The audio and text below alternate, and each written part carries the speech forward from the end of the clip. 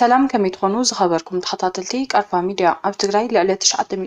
ዝኾኑ ተጠቀምቲ ሓገዝ ዝተመደበ ሓገዝ ምግቢ ከይተዓደለ ተዓጊቱ ከም ዝርከብ ተገሊጹ። መንግስቲ ስዑድ ዓረብ ኣብ ልዕሊ ኢትዮጵያውያን ዝፍጽሞ ዘሎ ናይ ሞት መቕጻዕቲ ደው ክብል ምሕጸን ተቐሪቡ። ሕወሓት ጀነራል ታደሰ ወረደ ስልጣን ክረክብ ከም ዝግባእ ኣፍሊጡ። ኣብ ትግራይ ግፋን መናእሰይ ይካየድ ከም ዘሎ ምሕባሩን ኤምባሲ ኤርትራ ኣብ ሕቡራት መንግስቲ ኣሜሪካ ነቲ ኣብ ዛዕባ ተወግሶታት ምልዓል እገዳን ምምሕያሽን ዝምድናን ኤርትራን ኣሜሪካን ኣመላኺቱ ዝውሃብ ዘሎ ርእቶታት ምላሽ ምሃቡን ካልኦት ሓበሬታታትን ክነካፍለኩም ኢና። ሓቢርኩምና ጽቡቕ ሰናይ ምክትታል ክኾነልኩም ተመነ። ኣብ ትግራይ ብሰንኪ ሕፅረት ነዳዲ ኣምቡላንስ ስራሕን ደው ከም ዘበላ ተሓቢሩ። ብተወሳኺ ልዕሊ 900,000 ንዝኾኑ ተጠቀምቲ ሓገዝ ዝተመደበ ሓገዝ ምግቢ ከይተዓደለ ተዓጊቱ ከም ዝርከብ ተገሊጹ። ቢሮ ጥዕና ትግራይ ሕፅረት ነዳድን መድሓኒትን ንስርዓተ ጥዕና ሓደጋ ምፍራስ ከም ዘጋጥሞ ብምሕባር ህፁፅ ፃዊዒት ኣቕሪቡ። እቲ ሕፅረት ንምንቅስቓስ ሕክምናዊ ኣገልግሎትን ሎጂስቲክስን የሽመልምዶ ከም ዘለዎ ዝገልጽ እቲ ቢሮ እቶም ዝወሃቡ ዝነበሩ መጠንቀቕታታት ሕጂ ናብ ሙሉእ ሰብኣዊ ቅልውሎ ተቐይሮም ህለዎም ኣረዲኡ። ኣብ ትግራይ ብሰንኪ ሕፅረት ነዳድን ገንዘብ ዘጋጠመ ሰብኣዊ ቅልውላው እቲ ዘለዎ ሕፅረት ካብ ጥዕና ጣብያታት ናብ ሆስፒታላት ዝግበሩ ናይ ሕክምና ምስጋር ሪፈራል ብከቢድ ጎዲኡ ይርከብ። ተሓከምቲ ካብ 40,000 ክሳብ 50,000 ብር ዝሓትት ብሕታዊ መኻይን ንምክራይ ይግደዱ ከም ዘለው፣ እዚ ዝኸፍሉ ዘይክእሉ ድማ ኣብ ውሽጢ ትካላት ጥዕና ሂወቶም ሓሊፉ ከም ዘሎ ተገሊጹ። ኮሚሽን ኣመራርሓ ስግኣት ሓደጋ ትግራይ ብዕለት 8 መጋቢት 2018 ዓ.ም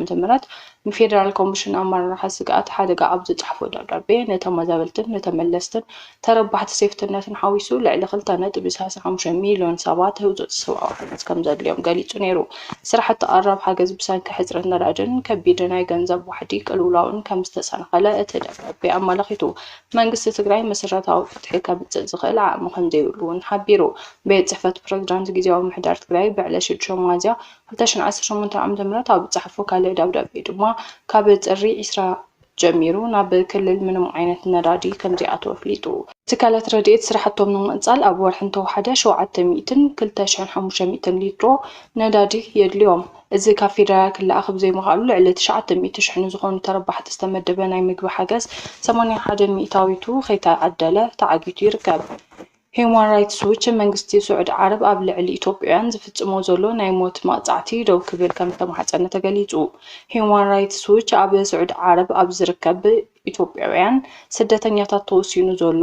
ናይ ሞት መቕጻዕቲ ብህፁፅ ደው ንምባል ስጉምቲ ክወስድ ፃዊዒት ኣቕሪቡ። እቲ ትካል ብዓሰርተታት ዝቑፀሩ ኢትዮጵያውያንን ግቡእ ሕጋዊ መስርሕ ዘይተኸተለ ናይ ሞት ፍርዲ ተበይንዎ ከም ዘሎ እውን ሓቢሩ። እቲ ጠበቓ መሰላት ሎሚ ኣብ ዘውፅኦ መግለፂ ክሳብ 65 ዝኾኑ ኢትዮጵያውያን ስደተኛታት ምስ ሓሸሽ ብዝተኣሳሰሩ ገበናት ናይ ሞት ፍርዲ ክፍረዶም ይኽእል እዩ ዝብል ክኸውን ከሎ ብዕለት 13 ሚያዝያ 2018 ዓ.ም 3 ኢትዮጵያውያን ከም ዝተቐተሉ ኣረጋጊጹ። እቲ ትካል ወሲኹ ከም ዝገለጾ ሂወት ሰብ ኣብ ዘይጠፍአሉ ናይ ሓሸሽ ገበናት ናይ ሞት መቕጻዕቲ ምፍጻም ምስ ኣህጉራዊ ናይ ሕጊ መዐቀንታት ዝጋጩ ከም ዝኾነ ሓቢሩ። ሕወሓት ጀነራል ታደሰ ወረደ ስልጣን ክረክብ ከም ዝግብኦ ኣፍሊጡ። ፕረዚዳንት ግዝያዊ ምምሕዳር ትግራይ ሌተር ጀነራል ታደሰ ወረደ ሰላማውን ዲሞክራሲያውን ርክክብ ዘይምፍጽም እንተኮይኑ ስሕተት ከም ዝኸውን ወሃቢ ቃል ሕወሓት ንቢቢሲ ተዛሪቡ። ወሃቢ ቃል ህዝባዊ ወያነ ሓርነት ትግራይ ኣይተ ሚካኤል ኣስገዶም ግዝያዊ ምምሕዳር ትግራይ ይፈርስ በምህላው ምስ መንግስቲ ፌደራል ዝረኸቡ ገመድ ከም ዝተበተኸ ገሊጹ። እቲ ወሃቢ ቃል ምስ ቢቢሲ ኣብ ዘካየዱ ቃለ ምሕተት ማእኸላይ ኮሚቴ ሕወሓት ቅድሚ ቀስታት 2 ሰሙን ዘሕልፎ ውሳነ ዝምልከት ምስ ዝተፈላለዩ ኣካላት ዘተ ይካየድ ከም ዘሎ ተዛሪቡ። ማእኸላይ ኮሚቴ ሕወሓት 11 ሚያዝያ 2018 ዓ.ም ኣብ ዘውፅኦ መግለፂ ቅድሚ 6 ዓመት ኣብ ትግራይ ዝተኻየደ መረፃ ዝተመረፀ ቤት ምክሪ መንግስቲ ትግራይ ናብ ስራሕ ክምለስ ከም ዝተወሰነ ኣፍሊጡ ነይሩ። መንግስቲ ፌደራል ድሕሪ ስምዕ ፕሪቶርያን ዝተመስረተ ግዝያዊ ምምሕዳር ትግራይ ይምራሕ ንዘሎ ፕረዚዳንት ታደሰ ወረደ ስልጣኑ ብሓደ ዓመት ድሕሪ ምንውሑ እዩ። ሕወሓት ድሕሪ ቀስታት 2 ሰሙን ኣቢሉ ነዚ ውሳነ ኣፍሊጡ። ኣይተ ሚካኤል መንግስቲ ፌደራል ሕወሓት እንከይፍቀደ እንከይመሃረ ንበይኑ እዩ ነዚ ውሳነ ሓሊፍዎ ኢሉ። ጀነራል ታደሰ ኣብ ፈላማይ ዓመት ዝተሸመ ብመሰረት ስምዕ ፕሪቶርያ ብዝወፀ ደንቢ እዩ። ሕዚ ግና ንሱ ተጣሒሱ ኣብ 2013 ዓ.ም ኢትዮጵያ ብዝወፀ ደንቢ እዩ ኢሉ። ቤት ፅሕፈት ቀዳማይ ሚኒስተር ዘበን ስልጣን እቲ ፕረዚዳንት ንሓደ ዓመት ከም ዝተነውሐ ብመገዲ ፌስቡክ ዕላው ኣብ ዝገበሩሉ ሓበሬታ ኪናት ትግራይ ምስተወልዐ ድሕሪ ኣዋርሕ ንዝወፀ ደንቢ መጣየሺ ግዝያዊ ምምሕዳር ጠቒሱ ነይሩ። እዚ ደንቢ ወይ ድማ መምርሒ ድሕሪ ስምዕ ፕሪቶርያ ኣብዚ እዋን ኣብ ስራሕ ንዘሎ ምምሕዳር ንምጥያሽ ብዝወፀ ደንቢ ተተኪኡ እዩ። ቢቢሲ ብዛዕባ እዚ ጉዳይ ሓቂ ዘቕረበላ ሴክሬታሪት ፕረስ ቤት ፅሕፈት ቀዳማይ ሚኒስተር ቢሊላኒ ስዩም እቲ ዝተሰረዘ ደንቢ ብጌጋ ከም ዝተጠቕሰን ከም ዝተኣረመ ንፍሊጣ ድሕሪ ሰዓታት ቤት ጽሕፈት ቀዳማይ ሚኒስተር ብመንገዲ ፌስቡክ ዘርግሖ ጽሑፍ መስተኻኸሊ ተገይሩሉ ኣብ 2015 ዓ.ም ኢትዮጵያ ዝወፀ ደንቢ ተጠቒሱ ግዜ ስልጣን ጊዜያዊ ምሕዳር ዝተናውሐ ቅድሚ ሓደ ዓመት ሽሞት ብዝተዋሃበሉ ደንቢ 2015 መሰረት ከም ዝኾነ ንቢቢሲ ዝገለጸት እታ ሴክሬታሪት ፕረስ ካብዚ ብዝብገስ ድማ እቲ ውሳነ ሕጋዊ ምዃኑ ተዛሪባ ወሃቦ ቃል ሕወሓት ብወገኑ ቅድሚ 5 ዓመት ብዝወፀ ሽሞት ብምሃቡ ስምዕ ፕሪቶርያ ስለ ዝፈርስ እቲ ጊዜያዊ ምሕዳሩን ፈሪሱ ይብል እቲ ስምዕ መንግስቲ ፌደራል እዩ ኣፍሪስዎ ንጀነራል ታደሰ ወረደ ንበይኑ ሸይሙ ዝለኣኸልና መንግስቲ ፌደራል እዩ ሕወሓት ነዚ ኣይንቕበልን ኢሉ ዕላው ገይሩ እዩ እዚ ግልጽ እዩ ዘሻሚ ነገር የብሉን ብምባል በዚ ምክንያት ድማ እቲ ነባር ቤት ምክሪ ክምለስ ከም ዝተወሰነ ገሊጹ እቲ ወሃቦ ቃል ምስ መንግስቲ ፌደራል ዝህሉ ርክብ ከመይ እዩ ክኸውን ዝብል ኣብ ቀጻሊ ንሪኦ ይኸውን ክሳብ ሕዚ ብዘሎ ርክብ ጊዜያዊ ምሕዳር ይፍረድስ ስለ ዘሎ ዝነበረና ገመት ተበጢሱ እዩ ዝብል ሓሳብ ኢና ንወስድ ኢሉ እዚ ቤት ምክሪ ዝተመስረተሉ መረፃ ትግራይ 04 ባቁሜን 2012 ዓ.ም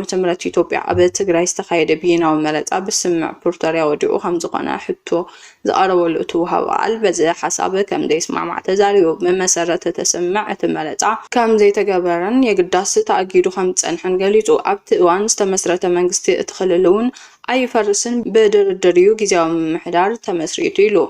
ብድርድር ዝተመረፀ ቤት ምክሪ ሰስፔንድድ ጌርና ኣጊድና ከይፈረሰ ንኽንፀንሕ ጌርና ንሰላም ክንብል ኢና ፀኒሕና እቲ መረፃ ኣይተሰረዘን እቲ ቤት ምክሪ ናይ ፈረሰን ሆልድ ጌርና ኢና ኣፅኒሕናዮ ኢሉ ነቲ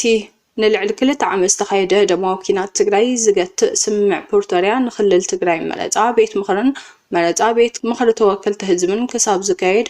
ኣብቲ ክልል ሓዋፋይ ጊዜያዊ ምሕዳር ከም ዝተጣየሸ የደንገግ ባይቶ ፌደሬሽን እቲ ኣብ 2012 ዓ.ም ኢትዮጵያ ኣብ ትግራይ ዝተኻየደ መረፃ ከም ዘይተኻየደ ዝቆፅር ዘይፅንዕን ተፈጻምነት ዘይብሉ ከም ዝኾነ ድምፂ መረፃ ቀዲሙ ምሃቡ እዩ ውሳነ ሕሊፉ ነይሩ ማእኸላይ ኮሚቴ ሕወሓት እቲ ነባር ቤት ምክሪ ንክምለስ ኣብ ዝወሰነሉ እቲ መረፃ ካብ ዝካየድ 5 ዓመት ከም ዝሕለፈ ዝምልከት ሕቶ ሕጋውነት ተላዒሉ ብዛዕባ እዚ ጉዳይ ሕቶ ዘቐረበሉ ወሃቦ ቃል ኣይተ ሚካኤለ ሕጋዊ እዩ ብምባል ሞጊቱ ፈለማ ዝተጣየሸ መንግስቲ ብተንኪያ በኩናት ንክፈርስ ተገይሩ ናብ ስራሕ እውን ከኣቱ ተገበረን ነይሩ ሕዚ ድማ ናብኡ ክንምለስ ኢና ኢልና እንትንሓስብ ሕዚ መረፃ ክነካይድ ኣይንኽእልን ብውሳነና ኣረጋጊፅና ኢና ኢሉ እቲ ወሃቦ ቃል ከም ዝበሎ ሕዚ መረፃ ክካየድ ዘይክእል 40 ሚእታዊትን ልዕሊኡን መሬት ትግራይ ህዝቢ ትግራይን ተበታቲኑ ስለ ዘሎ እዩ ንሱ ወሲኹ ብከምዚ ኩነታት ከም ብሓድሽ መሪፅና መንግስቲ ክነጣይ ስለ ዘይንኽእል ሕዚ ዘሎ ኣብ 2012 ዝተመረፀ ምስ ኣሰጋገረና ሕጋዊ መንግስቲ ድሕሪ ምስራትና ክመፅእ ዝኽእል ነገር እንታይ እዩ ክኸውን ዝብል ኣብ ቀጻሊ ንሪኦ ብምባል ተዛሪቡ ብመሰረት ውሳነ ማእኸላይ ኮሚቴ ሕወሓት እቲ ነባር ቤት ምክሪ ናብ ስራሕ ንክምለስ ምስ ተገብረ ሓድሽ ፈጻሚ ካቢነ ከም ዝተጣየሸ እቲ ወሃቦ ቃል ገሊጹ ብተወሳኺ እቲ ቤት ምክሪ ፕረዚዳንት ከም ዝመርፅ ተዛሪቡ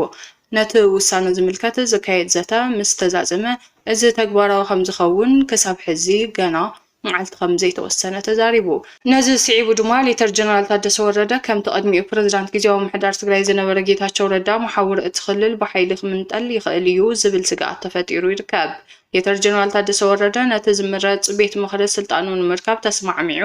እንተኮይኑ ካብ ቢቢሲ ሕቶ ዘቐረበሉ ኣይተ ሚካኤል ንሱ ኣብ ቀጻሊ ንሪኦ ይኸውን ዝብል ምላሽ ሂቡ ሕወሓት እቲ ፕረዚዳንት ኣብ መግለፂኡ ዝተዛረቦ ከም ዝኣመነሉ ዝተዛረበ ሚካኤለ ዕላዊ መንግስቲ ይኮነን ክግበር ዘለዎ ምርኻብ እዩ ብምባል ንቢቢሲ ተዛሪቡ ሰላማዊ ዲሞክራሲያዊ ርክክብ ከም ዝግበር ንኣምን ካብ ዝወፃኢ ዝከይድ ሰብ እንተሃልዩ ወይ ካብ ዝወፃኢ እንተካይዱ ግና ስሕተት እዩ ዝኸውን ትክክል ኣይከውንን ኢሉ ፕረዚዳንት ታደሰ ወረደ ስልጣን ንምርካብ ፈቃደኛ እንተደኣ ዘይኮይኑ ቀጻሊ ስጉምቲ ሕወሓት እንታይ ከም ዝኸውን እቲ ወሃቦ ቃል ተሓቲቱ ቀጻሊ ፕረዚዳንት መን ከም ዝኸውን ሕዚ ክንዛረብ ኣይንኽእልን ስልጣን ዘለዎ ኣካል ቤት ምክሪ ስለ ዝኾነ ንመን እዩ ፕረዚዳንት ክገብር ዝብል ነገር ኣብ ቀጻሊ ንሪኦ ነገር ክኸውን ኢሉ ንሱ ወሲፍ ፕረዚዳንት ታደሰ ብሰላማዊ ስልጣን ክረክብ እዩ ኣይረክብን ዝብል ሕዚ ኣካታ ዓይነት ክኸውን ኣይኽእልን ሻቡ ምስ በፅሕና ንሪኦ ነገር ይከውን በመዋል ተዛሪቡ ሕዚ ግዜያዊ ምሕዳር ፈሪሱ እዩ እቲ ቤት ምኽሪ ናብ ስልጣን ክመጽእ እዩ ዝበለ እቲ ወሃቢ ቃል ህወሓት ፕረዚዳንት ናይ ምሻምን ካቢነ ናይ ምቕያርን ስልጣን ዘለዎ እቲ ቤት ምኽሪ ምዃኑ ገሊጹ ስለዝኾነ ድማ ኣብቲ ክልል ክልተ መንግስቲ ክህልዎ እዩ ክበሃል ከም ዘይከኣል ጠቒሱ ኣብ ውሳነ ህወሓት ዝምልከት ዛጊድ ካብ መንግስቲ ፌደራል ዝተዋህበ ወግዓዊ ርእይቶ የለን ኤንዳብስ ኒውስ ከም ዝጸብጸቦ ኣብ ትግራይ ግፋን መናእሰይ ይካየድ ከም ዘሎ ገሊጹ እቲ ትካል ካብ መጋቢት 9 ክሳብ ሚያዝያ 11 ኣብ ዘሎ ግዜ ዘካየድዎ ዳህሳስ ከም ዘርእዮ ኣብ ትግራይ ዳግማይ ናይ ምልማልን ምድላው ኪናትን ምንቅስቓሳት ይረአ ኣሎ እዚ መጥናዕቲ ኣብ ማእኸላይ ዞባ ዓድዋ እንትጮ ዕዳጋ ዓርብን ኣክሱምን ኣብ ምብራቃዊ ዞባ ሓውዜን ኣብ ደቡብ ዞባ ወረዳ ነቕሰግ ከምኡውን ኣብ ሰሜን ምዕራብ ሽረ ዝተኻየደ እዩ ብመሰረት እዚ ኣብ ወረዳ ዕዳጋ ዓርቢ ዝርከቡ ሓደ ኣቦ ከም ዝገለጽዎ ካድረታት ህወሓት ንህዝቢ ንምልዓል እኳ እንተመፁ ህዝቢ ግና ደቅና ናብ ኪናት ኣይንሰድን ብምባል ከም ዝተቃወሞም ገሊፆም ይኹን ደኣ እምበር እቲ ኣኼባ ብተቃውሞ ዝተበተነ ፖሊስን ዕጥቅን ሓይልታት ብመስመር ዕድሚኦም ልዕሊ 15 ዓመት ዝኾኑ ቆልዑ ከም ዝገቡ ተገይሩ ወለዲ ደቆም ናብ ቤት ትምህርቲ ንምስዳድ ይፈርሑ ኣለዉ ዝበለ እቲ መጽናዕቲ ኣብ ወረዳ ዓፈሮም ዝነብሩ ዓረፈ ወልዳይ ከም ዝበልዎ ዕድሚኦም ልዕሊ 15 ዓመት ዝኾኑ ቆልዑ ተመዝጊቦም እዮም እዚ ድማ ናይ ኩናት ምልክት ምዃኑ ይገልጽ ካብዚ ሓሊፉ ነፍሲ ወከፍ ነዋሪ 25 ኪሎ እኽሊ 500 ብር ከምኡውን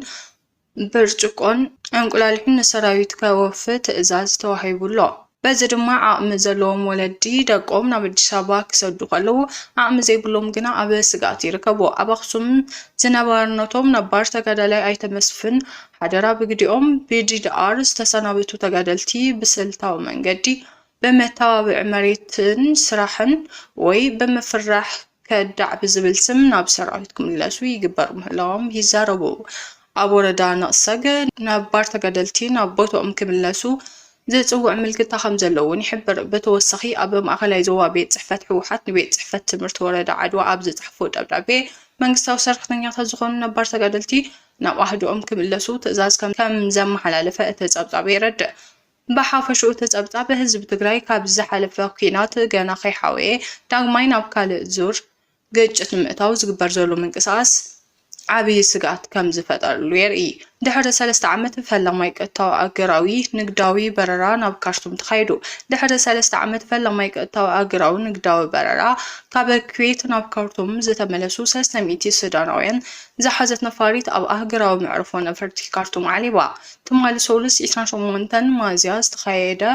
በረራ መንገዲ ኣየር ኩዌት ዓለማዊ ትራፊክ ኣየር ናብ ርእሰ ከተማ ካርቱም ንምምላስ ተገብረሩ ይስጉምቲ ምዃኑ ጸብጻብ ሱዳን ተርቢዮን ይሕብር መዕርፎ ነፈርቲ ካርቱም ኣብ መፋርቕ ሚያዝያ 2023 ግጭት ሕድሕድ ሱዳን ካብ ዝጅምር ኣትሒዙ ብሓይልታት ቅልጡፍ ደገፍ ኢላማ ተገይሩሉ ኣብ ተርሚናላት ኣብ መሬት ዝነበራ ነፈርትን ሰፊሕ ዕንወት ከም ዘስዓበን ካብ ኣገልግሎት ወፃኢ ኮይኑ ከም ዝነበረ ዝፍለጥ እዩ ግዜያዊ ዳይሬክተር መዕርፎ ነፈርቲ ሓሰን አልሃዲ መምጻእ እታ ነፋሪት ዳግማይ ምዕራፍ ምጅማር ኣህጉራዊ ኣቪዬሽን ምዃኑ ገሊጹ ዋና ጸሓፊ ሴክሬታሪ